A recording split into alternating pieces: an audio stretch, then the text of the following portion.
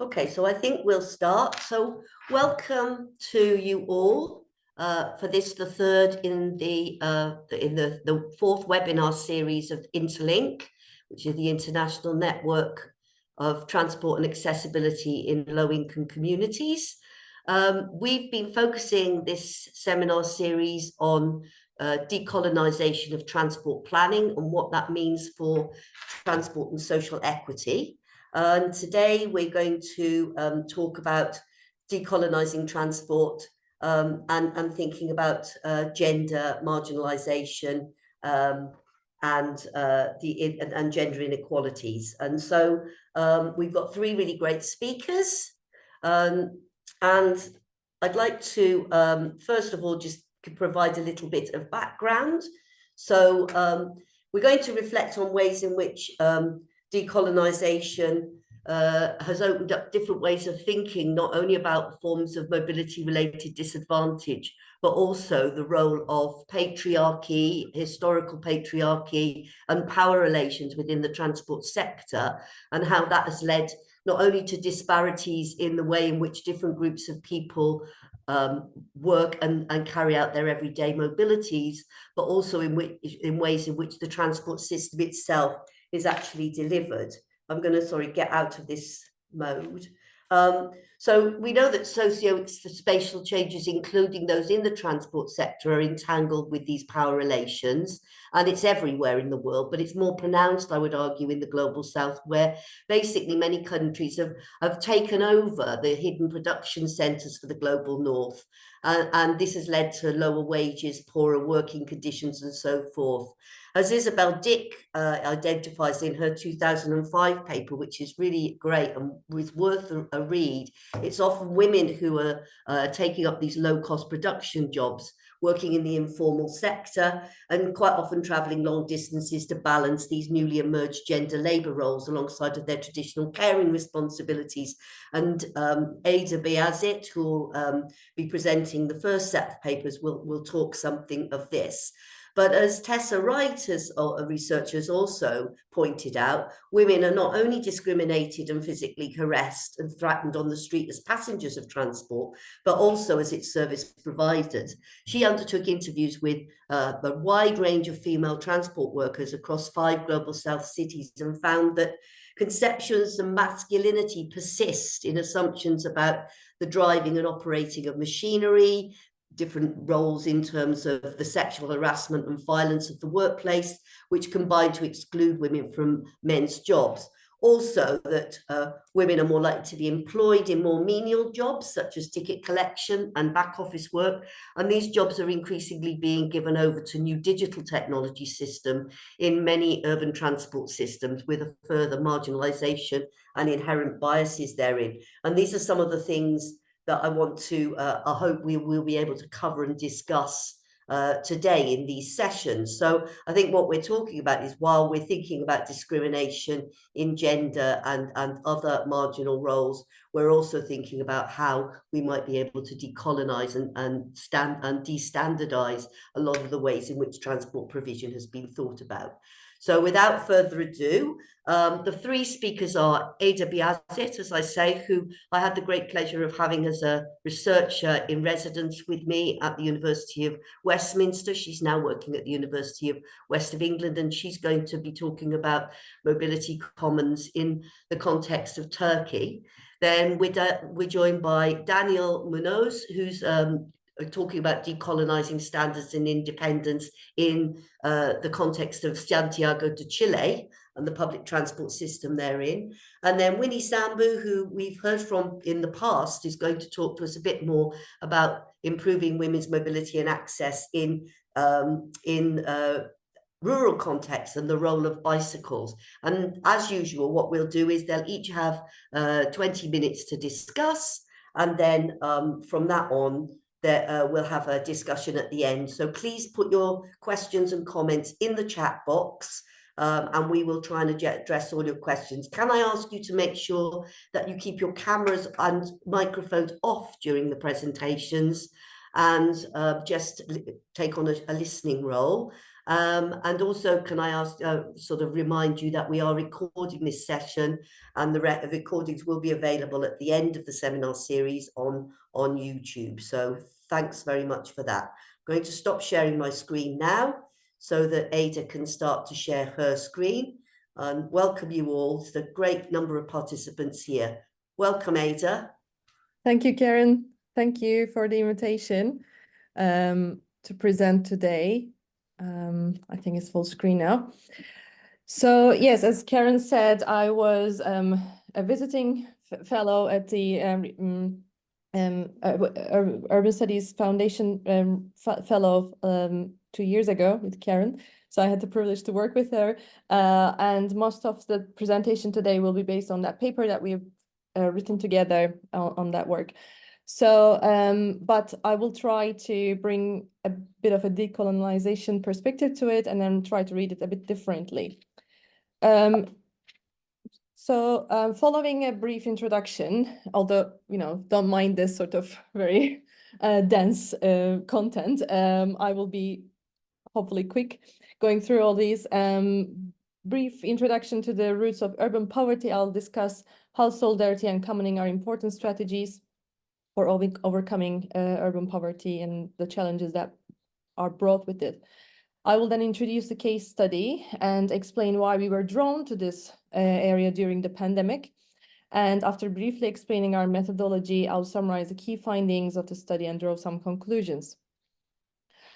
So just to give a brief overview of the roots of urban poverty, I would say rural to urban migration after 1950s, triggered by economic programs led by supranational corporations, created a population vacuum in rural areas across the world, which was observed by the cities. Yet cities were not equipped for this obesity.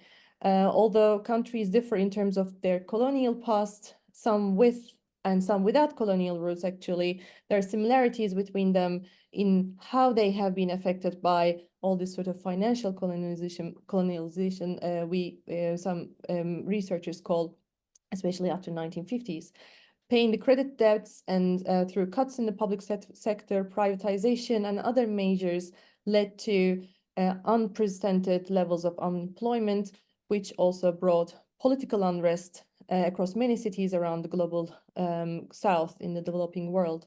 This situation also generated an accumulation of poverty in cities that passed from one generation to another, as Işık and Pınarcıoğlu called, generations were put on poverty watch.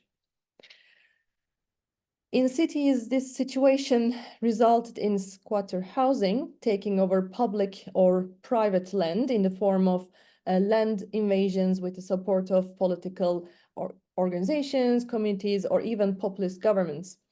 Precarity in every aspect of life often drives communities to find practical and creative solutions to their everyday needs through self-organization. However, instead of overcoming it, such solutions often create other precarities, such as squatter housing, informal mobility, and precarious jobs. They often create spatial enclaves and that are marginalized or host marginality and are seen as, by the governments, seen as problems to be cleared. And once the capitalist system has taken everything it needs from society to sustain its survival strategies, it puts into practice other tools for the reproduction of space, as Lefebvre and Harvey and others have discussed over the years at length. Seen as a prerequisite of modernization in cities, especially with the acts of globalization, slum resettlement programs have been put into practice by several governments in developing countries. These programs are usually called with different names, such as urban transformation, regeneration, renewal, rehabilitation, and uplifting, all to work to the disadvantage of local low-income communities. And there's a wealth of literature in this area, which I will not go into in detail. But this map shows the forced evictions by 2011 in Istanbul, following a number of legislative changes that targeted the transformation of disaster-prone areas and areas of historical importance. Large transformation projects took place in the city, moving communities from central areas to peripheries where public transport is unavailable and other services were not existent. So the communities were not only forced to leave their homes behind, but also their livelihoods, community ties, and reciprocal relationships, which are highly important to the survival of low-income communities. And this can be defined as the peripheralization of the periphery, as in displacing the populations that are already living on the edge of marginalization from urban centers to the periphery, where they are subject to further marginalization and vulnerabilities. Despite their negative outcomes and their conflict with the modernist ideal present in, especially in Western urban planning doctrines, such as such spaces of commoning can become areas where solidarity can be worked upon and thus generate new forms of social, economic, and political organization. And more importantly, where hope and motivation can be nurtured, community ties are important in this setting in terms of solidarity between low-income groups. And this collective solidarity is culturally rooted and highly pronounced in Istanbul. One of the legacies of rapid migration from 1950s and the forced migration in 1980s onwards, the city hosts just over 7,000 hometown or compatriot organizations. These are directly linked to the rural areas where migrants are originally from, creating a common reference point for the newcomers. However, it's important not to over-romanticize these areas, these ties, as they tend to create further entrapment for communities, especially for women. Other forms of ties, such as standing against urban transformation projects, and claiming housing rights, create different forms of solidarity, this time with regard to rights to the city. But how does it translate all, how does it all translate to the transport space?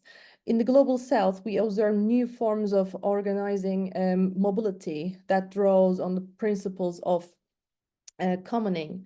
This includes common decision-making practices to claim the right to humane and safe transport, but also includes strategies to overcome the barriers imposed by traditional planning and policy practices, as we have observed in our fieldwork, where drivers of these sort of pirate service vehicles devise bespoke spatial strategies to navigate these precarious conditions. So I'd like to discuss the notion of mobility commons through the case of female domestic workers in Istanbul. In order to do that, I will draw upon the discussions intersecting gender, labor, and social reproduction and mobility. Female domestic workers' mobility patterns open up new discussions in gendered mobilities. Unidentified working hours and different job descriptions of domestic workers often lead them to using transport system at various times of the day and the need to be flexible in their commutes. Former studies showed that the need to build trust between female domestic workers and their employers make long commutes relatively less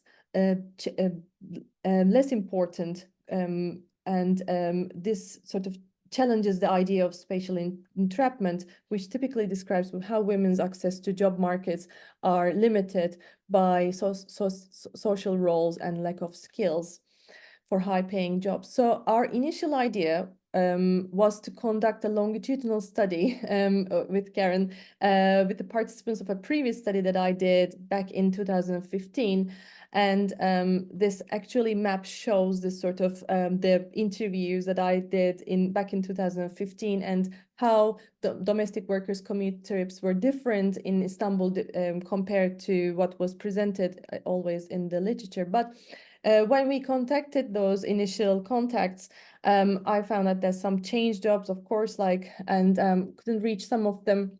But one of the participants, one of the interviews brought to our attention this sort of new mobility strategy that they just came up with during the pandemic due to diminishing services in an urban peripheral area in Istanbul.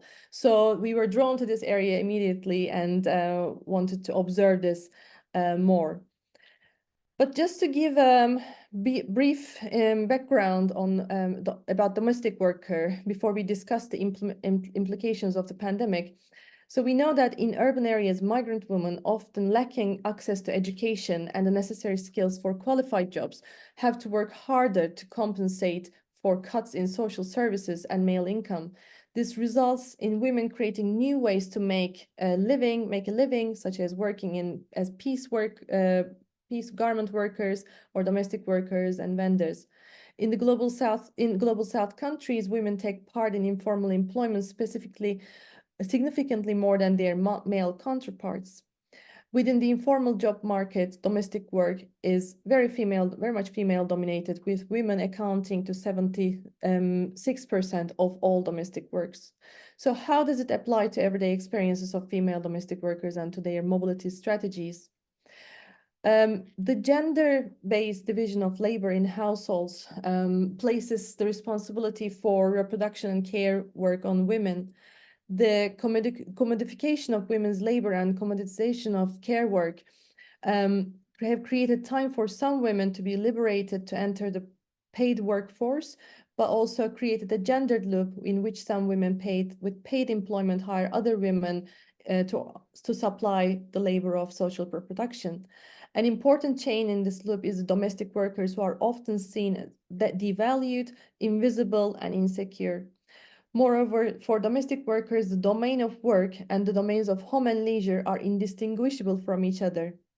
Understanding how this overlapping work and personal activities shape domestic workers' practices outside the home is key to grasping the effects of changing labor and dynamics on the new location of new forms of care and for travel patterns between home and care.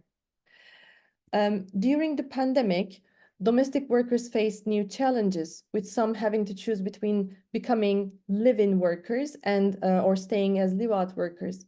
Many experienced job losses due to employers' fear of contagion and limited public transport services. This affected both live-in and live-out workers, and especially in the global South. The pandemic raised questions about mobility and privilege, highlighting disparities in who could afford to be less mobile under the lockdown. During the pandemic, more employers worked from home, leading to new workplace dynamics. Additionally, women on more caregiving responsibilities compared to men, then intensified patriarchal dynamics within households and in their private spheres. Women are not constitutive elements of privacy in the home and work spheres. They are subordinates in both. And in this paper we worked on with Karen, we asked, could female domestic workers be a constituent element of their daily mobility? Would their strategies compensate for inequalities they face in transport? To what extent could pandemic immobilities be resolved through new methods of organizing transport?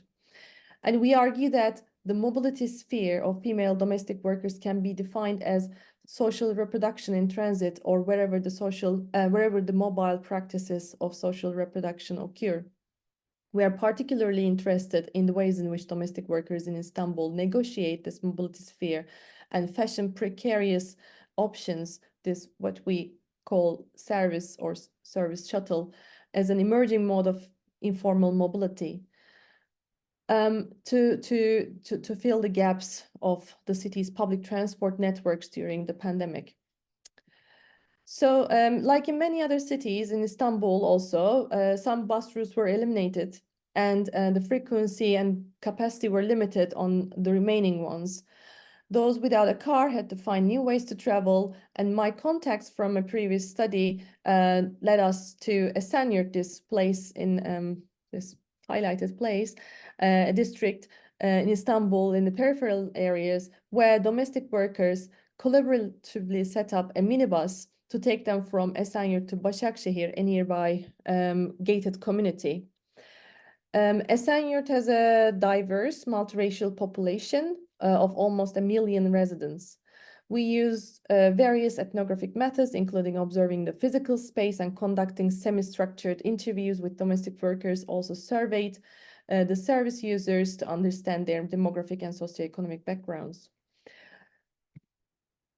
Services like no other shared mode of transport. We observed the organizational capability of female domestic workers in reconstructing their mobility strategies and mobility spheres during the COVID-19 pandemic. These strategies including recruiting new members, designating the service route, and arranging payment.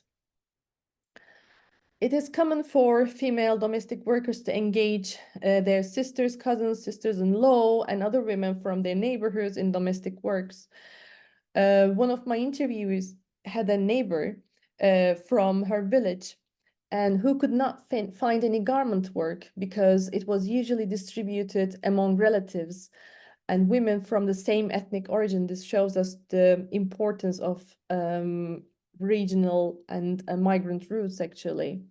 She was hesitant to do domestic works because her husband was violent and abusive, but she eventually agreed to do it. She did not know how to get to other places in Istanbul.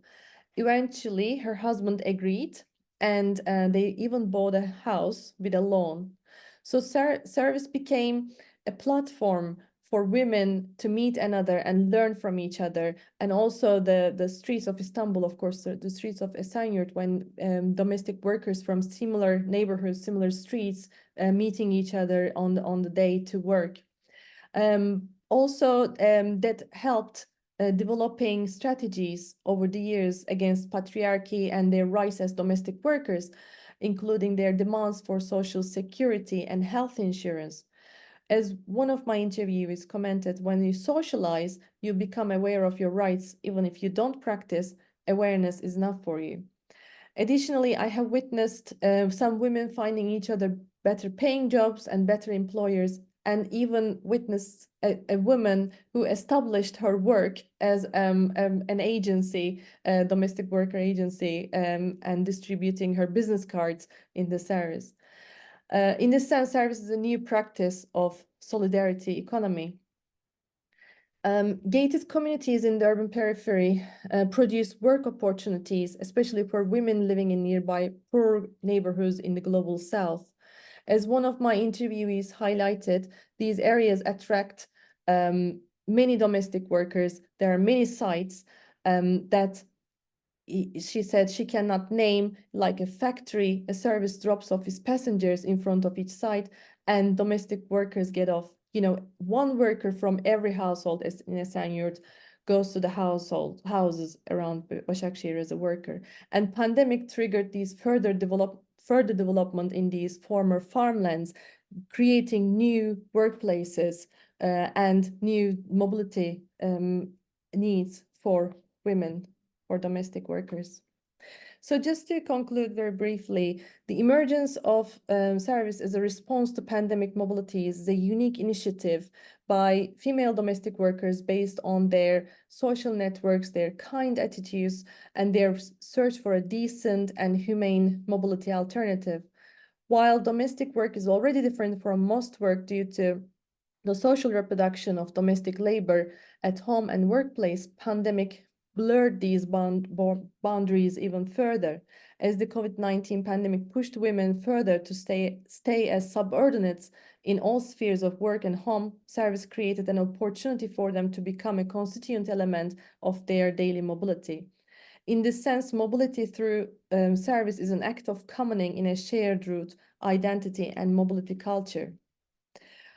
On the negative side, such a bottom-up approach to transport service provision rooted in informal structures and organizational negotiations bring further mobility precarity, as service clashes with more traditional, informal, again, dolmuş, which has gained legal ground over the years. Increasing such initiatives could lead to greater tensions and insecurity.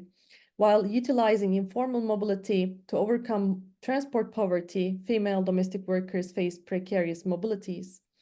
And so even though service facilitates the dialogue between domestic workers, it also creates an enclave, a tunnel between home and work further away from the public sphere, therefore limiting mobility network. And but to end on a positive note, considering interactions between work, residential, and mobility spheres has deepened our understanding of precarity and social reproduction. And through the case of service, we were able to reflect upon how mobility commons may become a right to mobility in the global south in light of changing labor and mobility dynamics. So I end up with a question: how can we expand these niche initiatives as part of the planning practices? Thank you. That's great, Ada. Thank you very much indeed. And I'm sure we'll come back with many, many interesting questions. If anyone has questions for Ada, please do put them in the chat. So next, what I will do is invite Daniel Munoz, who is from the University of Chile, to share his slides. I'm hoping that he can do that. Sure. And also camera. Yeah, Great. my camera, can you see me? Yes, I can see you, but no slides yet. Yes, There you it's go. coming. Great. And put them into presentation view if possible. Fine. Can you see that now? Yes, Is it's it wonderful. presentation Thank now? you, Daniel. 20 minutes. Thanks very much. Yeah, thank you, Karen, and thank you all for this invitation. I think this is an excellent opportunity to talk about my city's public transport system and the sort of transformations and struggles that it's been going through, striving to become a universally accessible public transport system for disabled people. And the kind of the argument that I want to share with you today is a very simple one. It's basically an invitation to critically examine the notions that usually guide the planning of public transport systems in Latin America, especially in the pursuit of this universal accessibility, which is very commonly based on certain notions that are not usually examined or discussed in depth, but rather just taken for granted and as coming from parts of the world where people know better, right? So I just want to concentrate on two of these notions today, which is the idea of standards on the one hand, and on the idea of independence or independent mobility on the other. And just to give a bit of context, I'm going to be talking about Transantiago, which is the name of Santiago de Chile's public transport system, or was its name back in 2007 when it started operating. Transantiago was meant to replace a system, if we may call it a system, that existed up until that time, which was a mass of chaotic, atomized, deregulated, just fleet of yellow buses, the micros amarillas, as they were known back then, which would compete on the streets for passengers or clients, because the salary of the bus drivers back then was directly derived from how many passengers they would be able to carry on each run. So these kind of perverse incentive, led bus drivers to privilege certain types of users over others, leaving behind those who would pay less, like such as students, school students, for example, and those who would encumber or slow down the bus run, or who would use more space inside the vehicle, like older people, pregnant women, anyone who would travel with a pram, and of course, disabled people of any kind, if they were so bold to even try to ride one of these things. So as a response to this very chaotic, violent sort of arrangement, in 2007, this new system with universal aspirations to becoming standardized, orderly, and fully accessible came in, and it was known as Transantiago. So even though Transantiago was very widely criticized especially because of its poor performance during its first months of operation. It has to be recognized that for the first time in Chilean history, a public transport system was going to be considering disabled people as passengers by design for the first time. So even though it was a very criticized system, disabled people as that segment of the population were the big winners of this sort of new experiment in regulating and modernizing urban mobilities in the capital city of Chile. And of course, with the incorporation of Transantiago, new infrastructure and materialities came in, including a new fleet of lower floor buses, which had manually activated ramps as a first attempt to produce arrangements of accessibility for disability, which of course we may all agree this is a very thin first layer of accessibility, mainly concentrating on reduced mobility, but it was regardless a very eloquent telling sign of how Transantiago was trying to do things differently. And this was also paired with a new bill that was passed into law a few years later in 2010, which also mandated public services to be fully accessible within a decade for all disabled people. So both the bus system and the underground system in Santiago were now under pressure to become fully accessible for all disabled people. And this is an interesting sort of story to follow along, I think, in terms of the struggle that a big, ambitious infrastructure such as this to become a universally accessible one, because in turn that also means that they had to make adaptations and make effort to also turn disabled people into passengers and to, in a way, fit them in or fit them within the standards of efficiency and flows that came in with the promise of this massive infrastructure. So in that sense, what I kind of want to argue is that making disabled passengers mobile and independent as a way of kind of enacting the idea of a fully functional modern public transport system, which is an idea that, of course, it was not invented in Santiago, Chile, or even in Latin America, but rather comes from different parts of the world, also entails turning disabled people into passengers as more predictable and governable sorts of bodies, measurable, easier to sort, and so on. And in that sense, the standardization and pursuit of independence is, in a way, inscribed into mainstream understandings of accessibility that circulate to this day in Santiago de Chile. So at this point, I turn to these two different sorts of bodies of literature. On the one hand, those who concentrate on the history of public transport planning in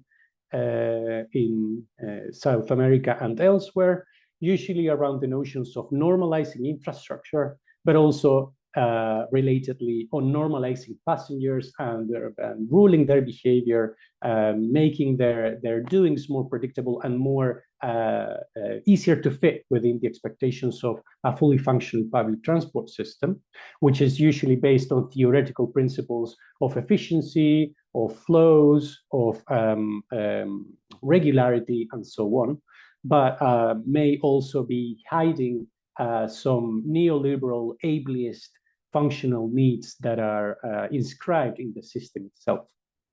And on the other hand, we have some interesting research on how passengers in general, disabled and non-disabled, deal with everyday disruption through their embodied practices, how they strive to perform normality on becoming or presenting themselves as ordinary people in public life, and also on the costs and struggles of showing the normality of doing things differently, which is much more concentrated on the locally relevant practical criteria through which people organize their everyday needs and mobilities in everyday interactions, not necessarily responding to theoretical ideals of functioning. So these two bodies of literature, I think, also represent two forces that are in constant struggle, at the center of which I would argue disabled people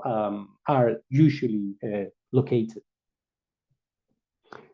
So in terms of the kind of data that I'm going to share with you to support this argument, most of my research is a combination of different sorts of methods. It's mainly ethnographic. It's based on, of course, observation of the everyday mobilities of different types of passengers, conducting go-along interviews with them, which are usually video recorded, in joining them as composite beings of humans and non-humans who work together to navigate this complex landscape of infrastructures that is Santiago. So I'll be sharing some of these examples with you today, just to support some of these ideas. The first aspect that I want to kind of emphasize is the notion of disabled people coming in as part of the functioning of this ambitious bet that was Transantiago as a difficult and problematic entity to include.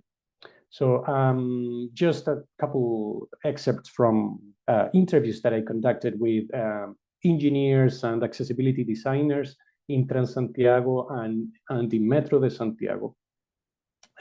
One of Transantiago's lead engineer, for instance, referring to this new bus type that was incorporated back in 2007, mentions that in incorporating disabled people, they had to condition the bus type into a lower floor sort of bus. Thus, since the bus is at the same level of the street, the wheels had to be inside the bus, leaving much less seating space inside.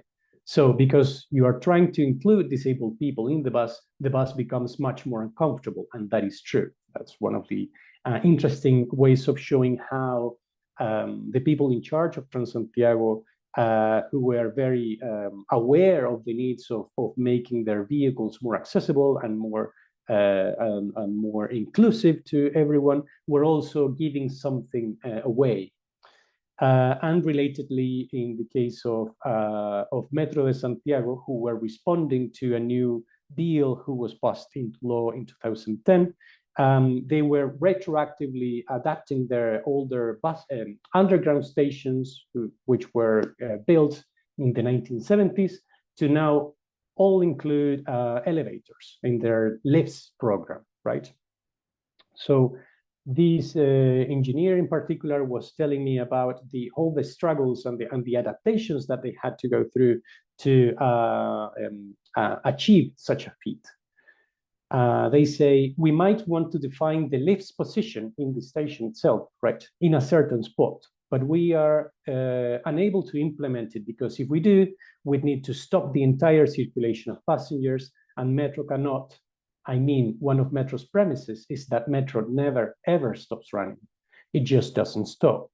We could perhaps close a station's access for a while, maybe during the weekend, but we can't close a whole station because of the lifts project, which is an interesting and very eloquent way of showing how the certain premises and notions of a modern, widely available, orderly and predictable system is also at odds with the need of adapting and producing solutions to a part of the population which is clearly defined as of a lower degree of importance in relation to the general functioning of the system. So Metro won't stop even if we have to make it more accessible. And in that sense, we start to see certain ideas around how accessibility is being conceived around standards. Modern public transport systems strive, at least in Latin America, to achieve a state as close as possible to fully accessible. And in that sense, a fully accessible public transport is usually imagined as having a more or less specific shape. We have to get as close as possible and reshape our systems so they resemble a certain ideal accessible public transport, which certainly exists somewhere else, somewhere out there, which is usually located or imagined in the global north. So satisfying this standard is, as these two interview excerpts explain, standard is a costly and difficult sort of task, which may turn back on those who are supposedly being benefited by these adaptations, rendering them problematic, difficult to cater for, and so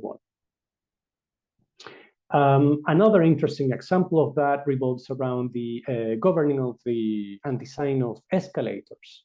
So another accessibility engineer was telling me that to have faster, high-speed escalators in their underground stations is, for us, more efficient, as they allow for greater transport capacity. I mean, an escalator with a speed of 0.75 meters per second transports more people than an escalator with a speed of 0.6. But we need to find a midpoint because we have to consider our slower clients, usually reduced mobility persons, older people, pregnant women. They need more time to use this electromechanical equipment. So what do we go for? Do we go for transporting more passengers, or do we rather find a point where we can transport all of them? And again, we see here how in the governing of a standardized, predictable, and efficient sort of system, this tension around that trade-off between efficiency and inclusion is being perceived as problematic by those in charge of governing this complex network of mobilities. Also within the micro realm of escalators, we see here in the image an interesting attempt back in the 2010s to govern the micromobilities of people using escalators, encouraging some of them who wanted to just stand in the escalator to do it on the right side of the device, leaving the left side of the escalator free for those who wanted to climb up the stairs, which was taken up with enthusiasm by the population until Metro realized that this was actually an arrangement that slowed down the velocity of the network as a whole, even though it may swift the mobilities of each person individually. So they eventually just dropped this strategy, which is again an interesting way of understanding how the ideals of comfort and mobility of people are sometimes at odds or in contention with the expectations of functionality of the system as a whole. So in keeping up with international standards, without critically assessing them, might be giving way to problematic sort of situations, in the sense that the accessibility is, on the one hand, understood as something that is delivered to certain members of the population and not co-produced, not something that needs to be achieved through everyday interaction and constantly unfolding in front of everyone involved, but rather as something that can be achieved by conforming to certain and to the right standards, if we ever find them. Secondly, accessibility as corresponding to one definitive shape that should make its appearance if we find the correct standards to implement. So what we can see here as implied behind these accessibility strategies put forward by the metro system and by the bus system is the notion that accessibility is more like a state of things and not necessarily as this ever unfolding sort of practice, of which I'll share a couple more examples with you. Oh, yeah, and finally, just an interesting example in contrast to this retroactive sort of adaptation that Metro was doing with their older lines from the 1970s with the elevators program. The new lines 3 and 6, which were opened a few years ago, the metro staff and the metro engineers were very happy and optimistic about them because they had considered accessible features from the beginning, from scratch. So they were very sure that these metro stations and lines would be fully accessible, which was, of course, not the case. Even though they replaced their older turnstile arrangements with these accessible gateways, the doors actually started to produce different sorts of and unexpected sorts of trouble with those who were traveling with children or who were traveling together, with the doors just separating them or sometimes violently crashing children who were traveling with their parents. So new signage had to be added, giving detailed instructions as to how to pass through the gates with their children in front of them, and so on. In a way, showing that the task of producing accessible arrangements that are inclusive to all sorts of mobilities are an never-ending task and shouldn't be conceived as something that can be finally achieved just by adhering to standards that come from international sources.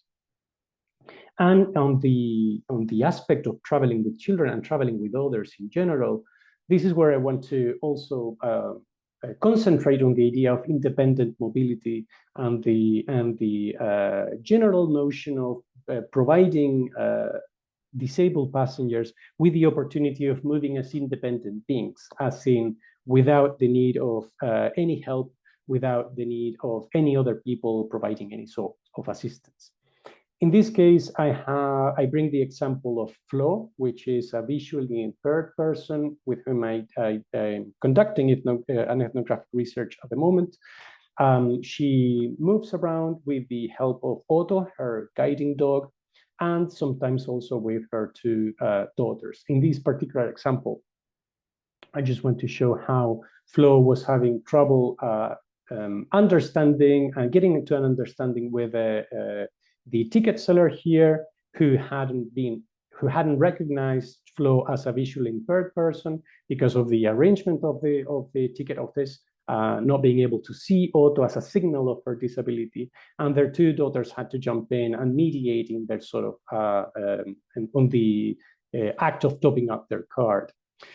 So even though Flo is a very independent sort of public transport user, she usually has to incorporate and recruit the help of others who are members of her family, and of course permanently the help of Otto as a non-human assistant to produce an arrangement that caters for her own needs, but also for the mobilities of her family in general.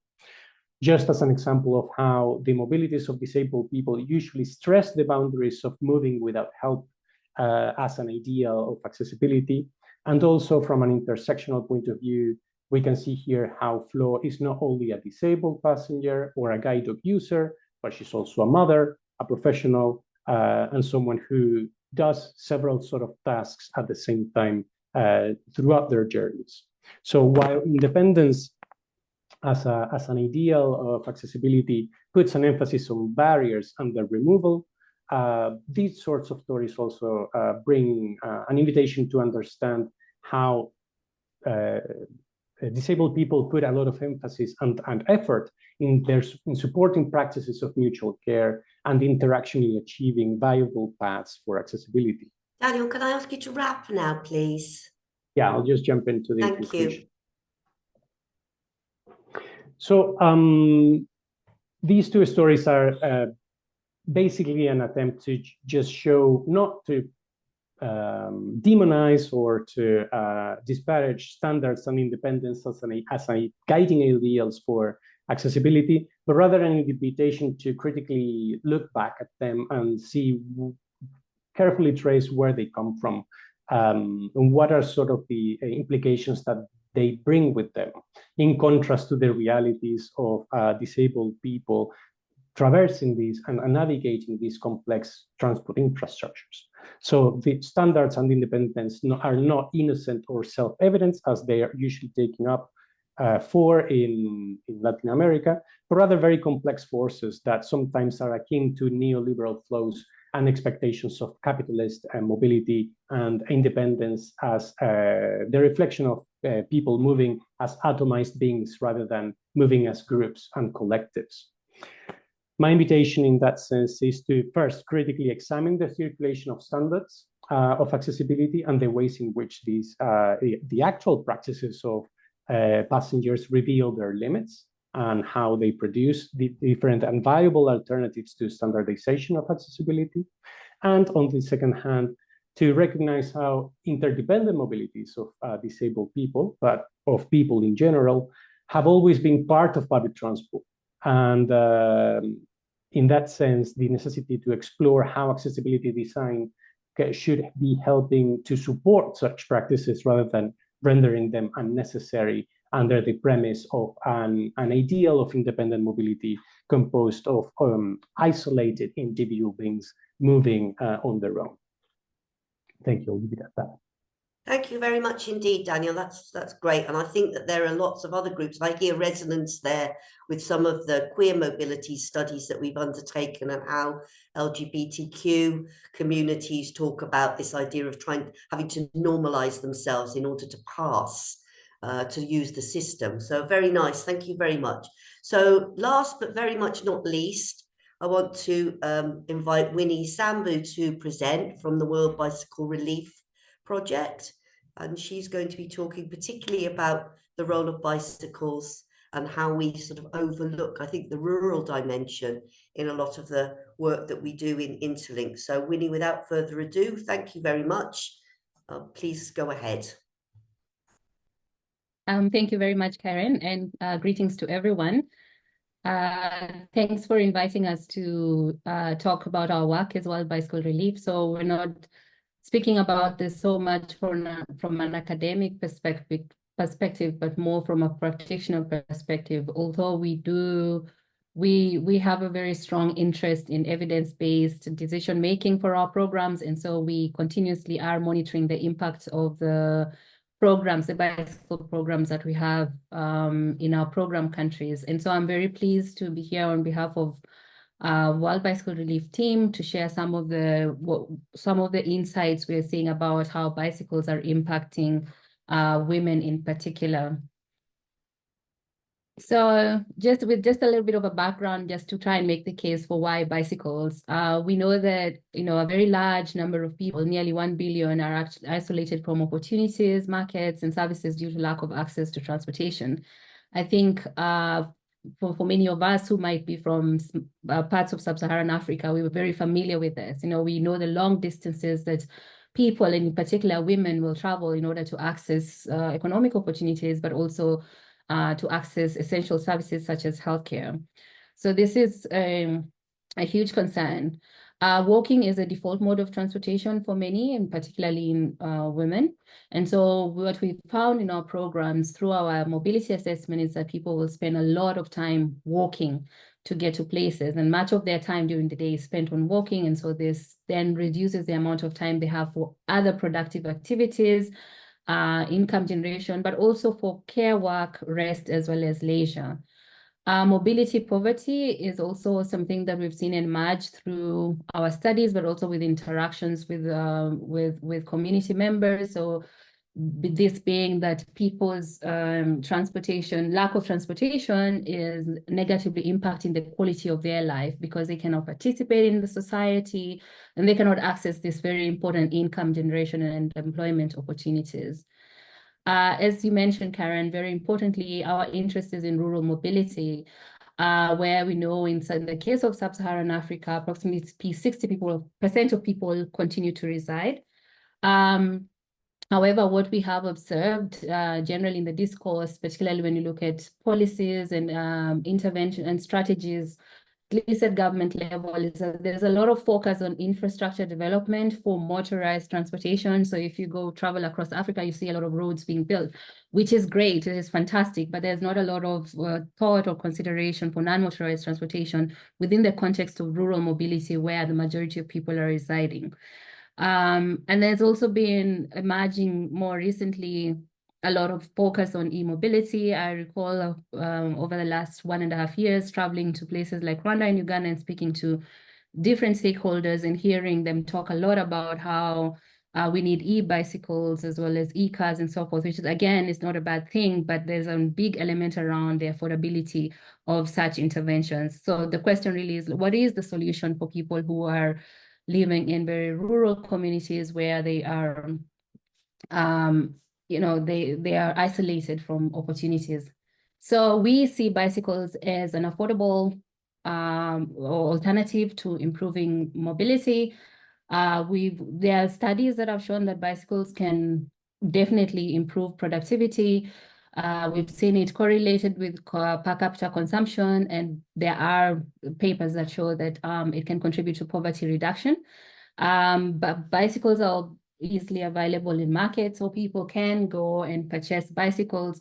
But the key issue that we've seen in some of the assessments that we've conducted is that the quality and the design of bicycles is a key issue for consumers. And then the cost of high quality bicycles is also prohibitive. There are inter-household dynamics that we've also seen in our assessment. So women are not often the primary owners. They're not often the owners or the primary users of the bicycles in the household. So typically men will be the primary, they'll not only be the owners, but be the primary users of the bicycles within their households for a variety of reasons, including the fact that there are some cultural norms and dynamics around ownership and usage of assets within the household, but it's also due to the fact that men are the ones who are more likely to work, in which case they need the bicycle to travel longer distances to reach their workplaces. Again, this then contributes to how women are then isolated from economic opportunities. So this is results from a market assessment that we did in 5 countries in sub-Saharan Africa. And we looked at the ownership of bicycles among men and women, and you can clearly see the disparities across the two groups, with men being significantly more likely to be the owners of bicycles in their households relative to women. So this is where we come in as World Bicycle Relief. We believe in the potential of bicycles to significantly improve people's lives. So we mobilize people with a special focus on women and girls in rural communities. And we do this through bicycle mobility to help alleviate poverty. If you want to read more about what we do, please visit our website. We're always we're interested to partner with organizations that are interested in mobility solutions for rural and even urban and peri-urban communities. So we are very much an organization that is interested in evidence-based decision-making. And so we are continuously monitoring the effects of bicycle access. What I'm going to be presenting today is findings from a longitudinal study. So with a panel analysis, basically, we've been monitoring these 450 adults in Malawi, Kenya, and Zambia. And we surveyed them before they received a bicycle, and then we surveyed them a year later to kind of try to understand what changes have occurred in their travel patterns, but also how the bicycles are potentially contributing to improvements in their socioeconomic outcomes. So we're very interested in how are women using bicycles, what changes are they seeing in their productivity, income, and other measures of welfare and well-being, and then how are women reporting their experiences with the bicycle. So this is some of us in the field and talking to a woman right outside our house with her bicycle that she received. I think this was she had owned the bicycle for about 2.5 years. So just a little bit of a background on the data that I'll present today. In each of the countries, majority of the bicycle recipients are women. For us as an organization, presently, we target at least 70% of bicycles going to women, again, because women have been disproportionately affected by lack of transportation. Among this group, the average age is just over 40. A large share of this are business owners. In the context of sub-Saharan Africa, subsistence agriculture is the main form of livelihood, but a lot of these women will take the surplus from their farms and sell them in markets, or they will engage in petty trading, like buying vegetables from other markets and then reselling them in their local markets. We also have a large share of these women reporting that they are providing volunteer services in their communities, such as supporting healthcare delivery within their communities. So how are the women using the buffalo bicycles? Now, this is 1 year after they received the bicycles. So I forgot to mention that the bicycles we distribute are called the buffaloes, which have been designed by us, and they are designed to be highly durable and high quality bicycles that can withstand the rough terrains in the rural areas. So this is how the women are using the buffalo bicycles. As you can see, the most commonly cited reason in the context of Malawi and Zambia is to access healthcare facilities and clinics. And this is partly due to the long distances that people generally will travel to access healthcare. So if you've been to a lot of rural areas in sub-Saharan Africa, you will find that health services can tend to be very sparsely located and far away from majority of the community members. So bicycles, what we've learned is that bicycles are extremely important in improving women's access to healthcare facilities. And this includes even supporting women to travel for growth monitoring for their children, but also to access even family planning facilities from their local clinics. Women are also using the bicycles to travel to markets to buy goods, to travel to places of employment, to farms. In some of the countries, farms are located a little bit far from the residential areas, and so women will travel to their farms. We see then basically what we are saying is that bicycles are more commonly used for income generation and livelihoods and to access health facilities, and not so much as we had expected for accessing water, at least not by the woman. So you'll find that other people within the household would then use the bicycle as well to fetch water as well as support other household chores. And so this is recently I was in Zambia, and as you're walking, you just come across women just with their bicycles and using them in different ways. So this woman was taking a bag of maize to a town about 8 kilometers away because she wanted to sell it there. She thought that she could get a higher profit there compared to selling it within her local market. And then this is another woman who was using the buffalo bicycle to fetch water and then from a borehole, communal borehole, and then take it to her home. So we've seen that many ways that the buffalo bicycles are used. Here we met a woman outside a health facility who had come to seek some health services, and she was very happy and very excited to talk to us about what the bicycle meant to us. And even in these health facilities, we actually found 3 buffalo bicycles there, all belonging to women who had come to access healthcare services. So what we found is that in general, the bicycles are being used intensively by women. Some people might think that women will not use the bicycles, or we actually found that when you give the bicycles, when women are provided with this transportation tool, they actually use them. And so you find that majority in all the countries that we are doing this survey, majority are using the bicycles frequently, so daily or several times per week. And we see high intensity where in places like Zambia, the women are cycling about 17 hours per week on their buffalo bicycles. What we found is that bicycles are also being used at the household level as well as being shared outside the household. So all women say they share their bicycles with other people in their household, but we find that women are the primary users of their buffalo bicycles. So this is quite different from other, in other cases where we found that the man owns the bicycle and so is the primary user. So here we have a situation where women are the primary users. In Kenya, we did find that a large share of women, children were users of a women's bicycle, like a notable share. And this is because women are prioritizing their children to use the bicycles because it saves the transportation costs for them, because in the absence of the bicycles, they will then pay for motorbike taxis to take their children to school. So they talk a lot about saving transportation, and we are learning a lot about how women are making decisions about how the bicycles are being used within their household and who needs it and at what time. We also find that they share the bicycle. So in the morning, maybe the child uses the bicycle to go to school during the day, and then in the afternoon or in the evening, the woman will take the bicycle and ferry her goods to a local market to go and sell her produce. So we've been observing really interesting ways in which people are using bicycles. And we asked women what are the most important aspects of their lives that has changed since they received the bicycle. And it's just been really fascinating to see how women perceive the impact or what they perceive as important to them. And it's varied. So we have women talking about safety. This is a word cloud. Actually, I must mention this is from Malawi.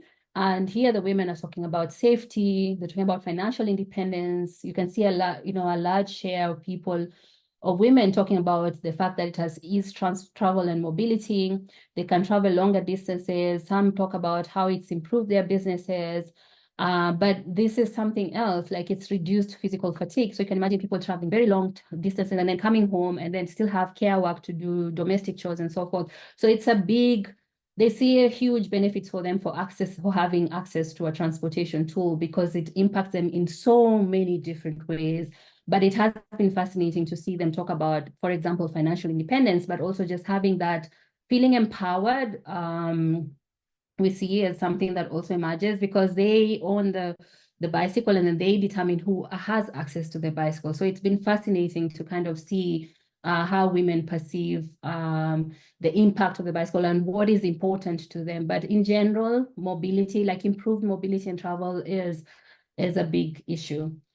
So that's just a summary of that. But in general, I will say when we talk to the women, they are very happy. Like every time you ask them, like, what do you like about your bicycle, or how has it changed you? Like we see their faces lit up, and they talk about just that independence and empowerment, and they're very excited when they talk about the buffalo. I mean, this woman as well was telling us how she was using the bicycle to not only come to the healthcare facility, but how she was using it for trade and to improve her life. So I'm going to try and go through very quickly the rest of the presentation. But just to try and quantify what this looks like, from what all those impacts look like from a data perspective. And as I mentioned, one of the things that we've seen is improved mobility. And one of the ways this is manifesting is when we ask people how often they've had to cancel travel plans in the 30 days preceding the time we surveyed them due to lack of transportation.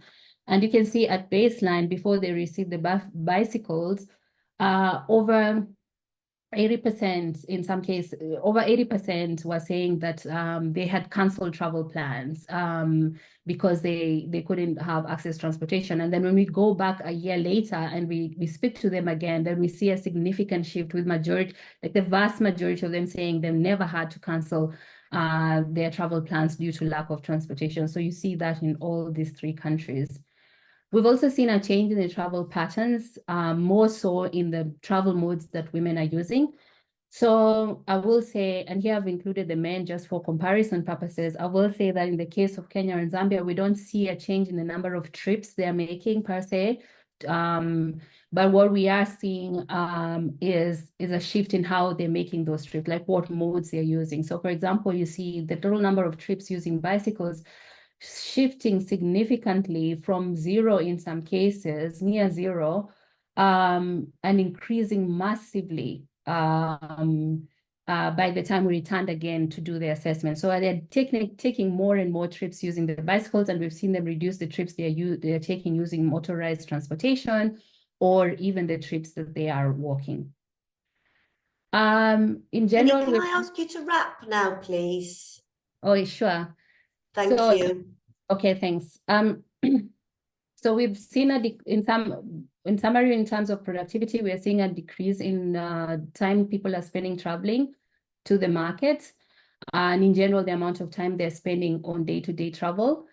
And what we are finding is that women are saying that they're saving time, and so they're using it for other things. So they talk about using it for household chores, for farm work, but they're also using it to rest and to engage in what we would consider leisure activities. We've seen improvements in socioeconomic conditions, in economic conditions as well. So women are reporting that their bicycles are contributing to improvements in their income levels. In all the countries we observe that, some are also saying that it's increased their assets, and others are saying they're saving more because they're not spending money on transportation.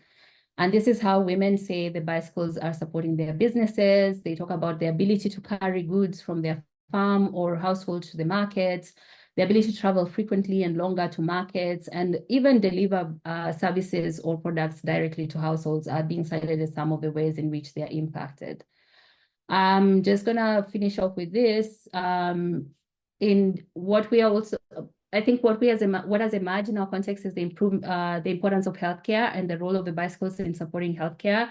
So women are able to travel shorter time to get to health facilities, but they are also reporting how they're using the bicycles as a transportation tool to take people who are sick to hospitals when they need to.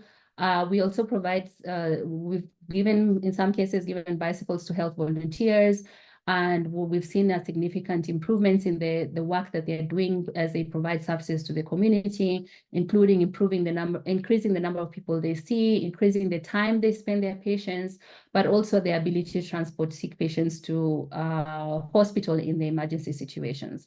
So in conclusion, I will say that what we are observing, this is just 1 year assessment data, is that bicycles are contributing significantly to improve mobility.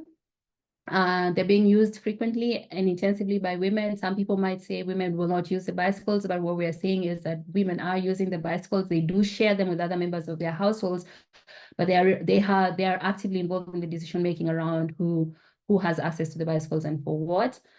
We've seen improvements in time savings and in economic outcomes as well. For us, we want to continue to understand the long-term impacts of the bicycles, so we'll continue to monitor. And one thing I will mention is that we work with communities to establish a strong bicycle ecosystem where we have trained mechanics providing services to the communities. And we have shops where community members can also go and purchase spare parts when their bicycles break down. So because of this bicycle ecosystem that we've established, then we have a situation where the bicycles keep running and the cost of maintenance remains quite low. So all this to say is that we are very excited by these findings that we are seeing from the women, and we're encouraged, and we want to continue to partner with organizations to continue to deliver this bicycles as a mobility solution to the global south. Thank you, Karen. Thank you, Winnie. Just ask you a question, because a couple of those things have actually come up in the chat. Therefore, if we're thinking about this idea of sort of like decolonizing the agenda or the mindset, one of the mindsets seems to be that like bicycles are not culturally acceptable for women, especially sort of like ethnic minority women and so on. And so that there's this sort of cultural barrier, but it seems like your studies are suggesting that actually it's not a cultural barrier, it's just a sort of availability barrier.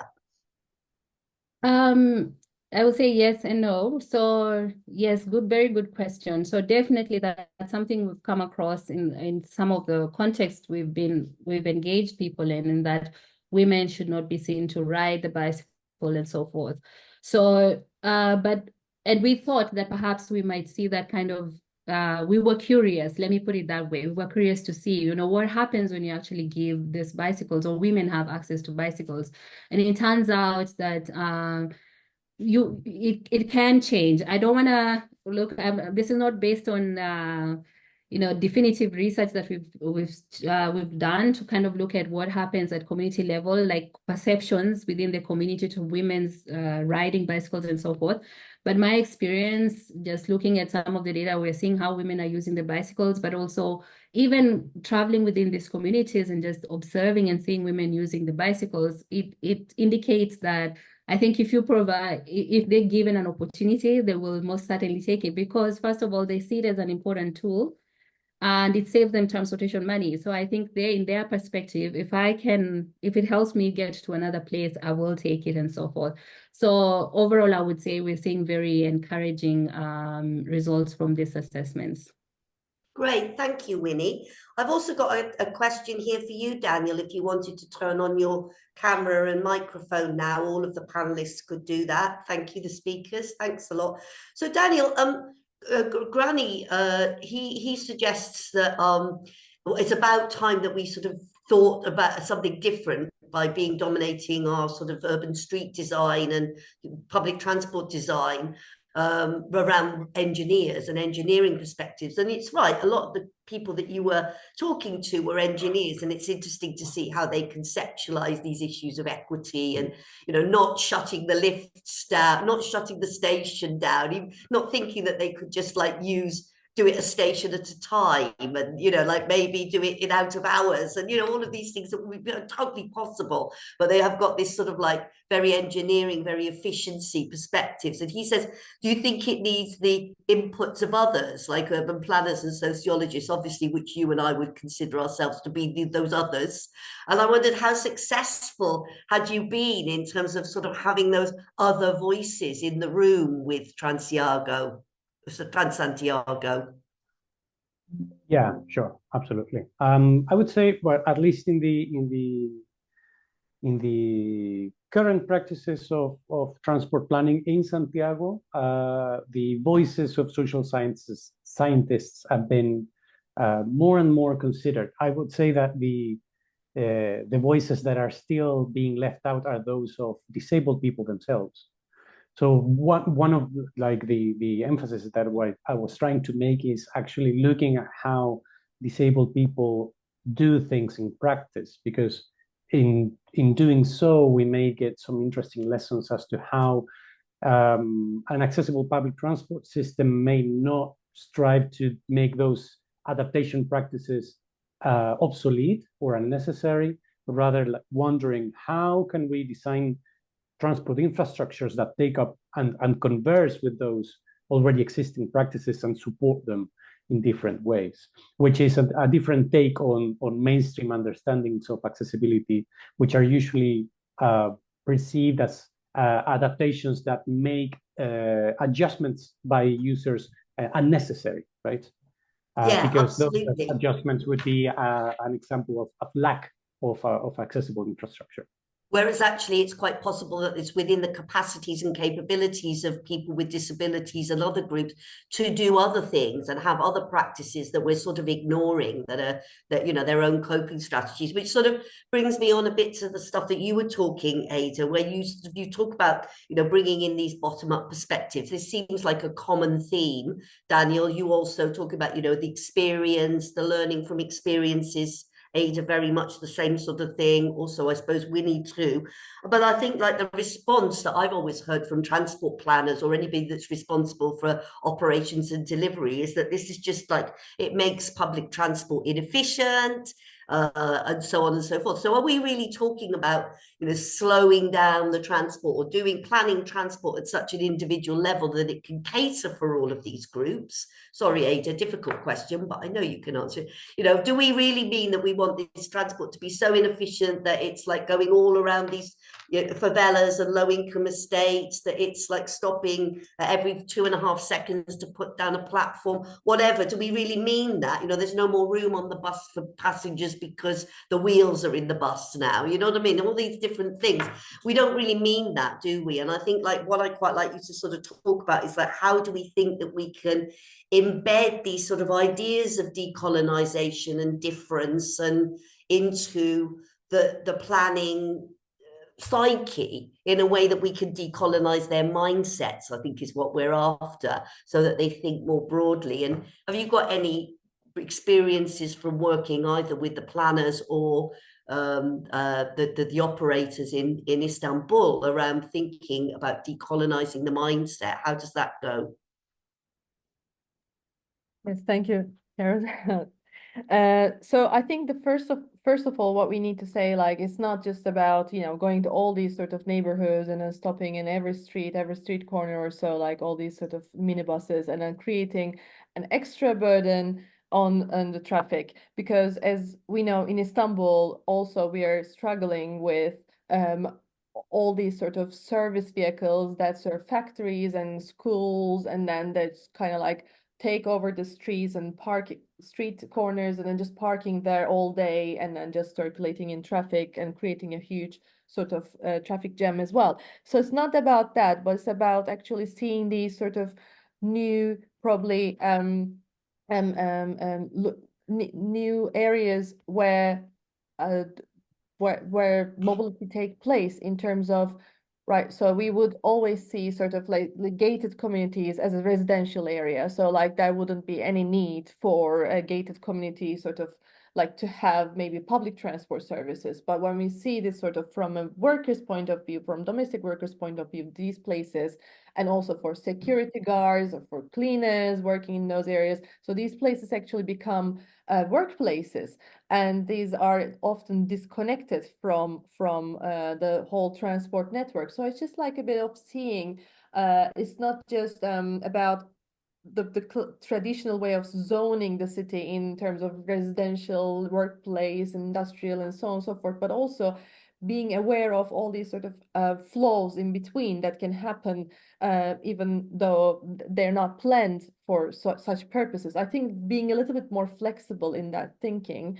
is one thing. And in terms of decolonizing the mindsets, I think what we learn from these practices is not what they do, but what they actually mean for people who come up with these strategies. So it's not just about the idea of the minibus that's circulating around the city, but actually what it means. So it means safe transport, it means communicating with each other, it means feeling comfortable communicating with the driver. So more sort of, let's say, like humane relationships, really, but also being in control of a little bit more control of the mobility sphere as well. Like, so just having a say in how things operate, really. So when all these things come together, actually, we can apply this to different strategies, not just maybe come up with thousands of minibuses circulating in cities, but actually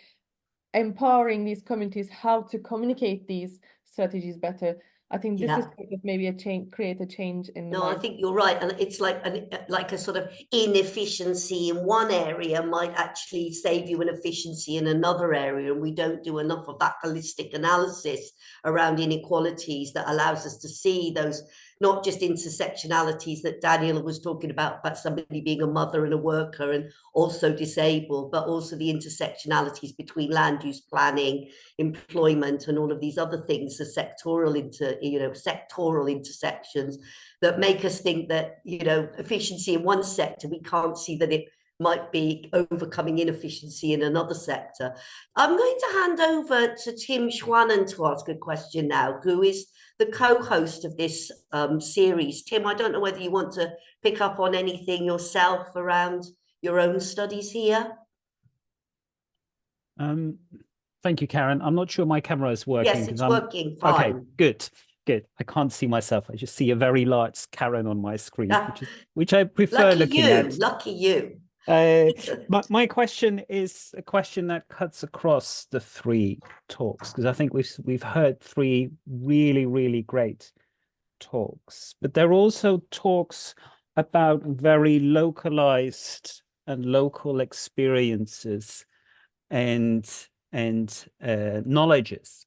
And I was wondering if the three speakers could reflect on how people elsewhere can learn from those very local and localized experiences and knowledges, because decolonization will mean that we learn from other places, not the places we might have learned from traditionally, and that we find new ways of learning about elsewheres that are not grounded in universality or even in generalizability in a more sort of the positive kind of way that transport studies would normally talk about these kinds of things.